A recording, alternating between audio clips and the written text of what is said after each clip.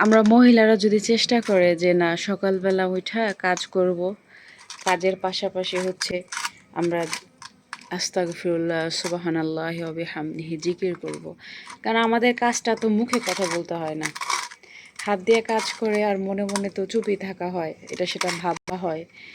তো তখন যদি আমরা মনে মনে দোয়া পড়ি, আস্তাগফিরুল্লাহ পড়ি, সুবহানাল্লাহি ওয়া বিহামদিহি পড়ি, আমাদের কিন্তু দুই দিক দিয়েই কাজ হচ্ছে। এদিক দিয়ে আমার দুনিয়ার কাজ হচ্ছে, ওদিক দিয়ে আমার আখিরাতের কাজ হচ্ছে।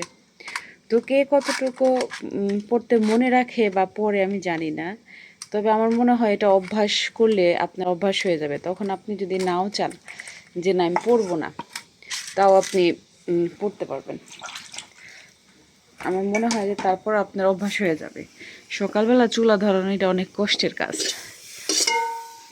সকালবেলা সবচেয়ে আমি মনে করি কষ্টের কাজ হচ্ছে চুলা ধরানোর কাজটা।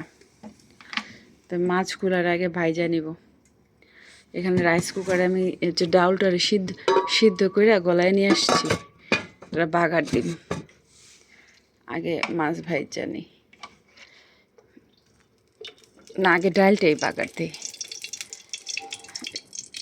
তেলের বোতল বানায় নিছি, হারকিপটার মতন জানি তেল বেশি না পড়ে।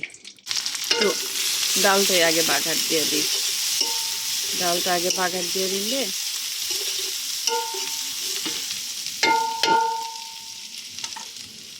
তাহলে একটু তেলটা, কড়াইটাও তেলতেলা হবে, মাছগুলো উঠা যাবে। কারণ কড়াইটায় রান্না করি না, 2-3 দিন হচ্ছে ঘরেই রান্না করি, বাইরে রান্না করা হয় না। ঘরের ভিতরে রান্না করি, কড়াইটা একটু খসখসা হয়ে গেছে। মাছ যদি দেই তাহলে আর উল্টেবে না। তো আমি যখনই রান্না করি, যদি চুপচাপ থাকি কাজ করি আর মনে মনে দোয়া পড়ার চেষ্টা করি। মাছগুলো ম্যারিনেট করে রেখে দিচ্ছি।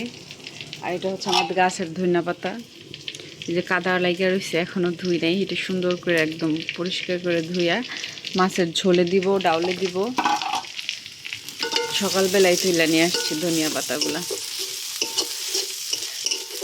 আসলে তেল হচ্ছে আমি খুবই অল্প খাই যে কোনো জিনিসেই, কিন্তু তারপরও গ্যাস্ট্রিক ছাড়াইতে পারি না, গ্যাস্ট্রিক কমে না। তেল কম পড়ার জন্য এই বোতলটা বানায় নিচ্ছি, যাতে তেল না পড়ে। এই বোতলটা বানায় নিচ্ছি তেল না পড়ার জন্য। তারপরও তেল কমাইতে পারি না, তেল বেশি পড়ে যায় হাত দিয়ে। আগে যখন নতুন নতুন বিয়ে হয়েছে তখন শাশুড়ি খুব বকতো তেল দিতাম, সংসারের অলক্ষী। এখন আমি কম তেল খাই, আমার শাশুড়ি বেশি বেশি ডাইলা দেয়। উল্টে গেছে আর কি। সংসার ওনার হাতে ছিল তখন আমি বেশি দিতাম, এখন সংসার আমার হাতে আসছে, এখন আমি বেশি, উনি বেশি দেয়। এই হলো অবস্থা। যে বেশি কিপটামি করতে চায় তারটাই হচ্ছে বেশি আরেকজনে নষ্ট করে, এই হলো অবস্থা। মানে উনি তেল একটু বেশি খায় বরাবর, কিন্তু আরেকজনটা আবার বলতে পারে যে এই তুমি বেশি দাও। সো আমি বার্গার আমার হয়ে গেছে, দেখি এটার ভিতরে খালি ঢাইলা দিই। তারপর হচ্ছে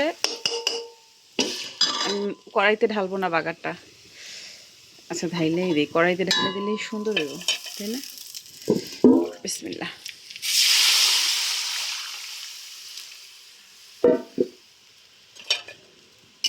হয়ে যাবে, একদম বলক দিয়ে থুয়ে দিই।